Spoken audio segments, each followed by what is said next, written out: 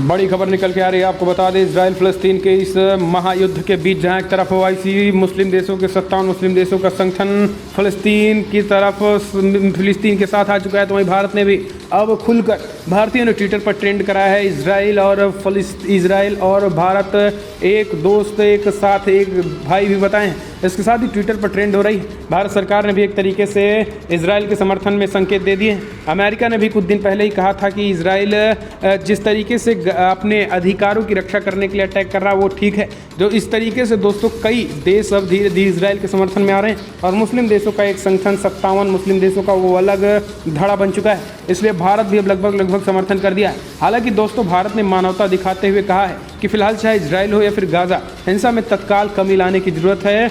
चाहे वो किसी भी तरीके से फ़लस्तीन को भी भारत ने कहा है कि आप अपनी कमी लाइए और इजराइल को भी एक तरीके से हिंसा में कमी लाने की बातें कही हैं, क्योंकि इस हिंसा में एक भारतीय की भी मौत हो चुकी है। लेकिन उसके बावजूद जिस तरीके से 57 मुस्लिम देशों की एकजुटता हो रही है, उसके बाद अब भारत भी धीरे धीरे दबे पांव ही सही, लेकिन भारत इजराइल के समर्थन में आ खड़ा हुआ है। और यही कारण है कि अब इजराइल और भारत एक साथ एकजुट इस दोस्ती को ट्विटर पर भी लोग जमकर शेयर कर रहे हैं। लोग ट्विटर पर कह रहे हैं कि फ़िलहाल आज जिस तरीके से इजराइल आज मुसीबत में है, हम तो बस उसी तरीके से जैसे भारत और पाकिस्तान का मैच होता है उसी तरीके से इजराइल आज पटोके फोड़ रहा है। इंडिया स्टैंड विथ इजराइल, यानी ट्विटर पर हैशटैग कर रहा है इंडिया स्टैंड विथ इजराइल, यानी भारत इजराइल के साथ है। और इसमें लाखों लाख ट्वीट हो चुके हैं। तो दोस्तों इस फ़लस्तीन और इजराइल के महायुद्ध में जहाँ एक तरफ मुस्लिम देश के 57 संगठन ओआईसी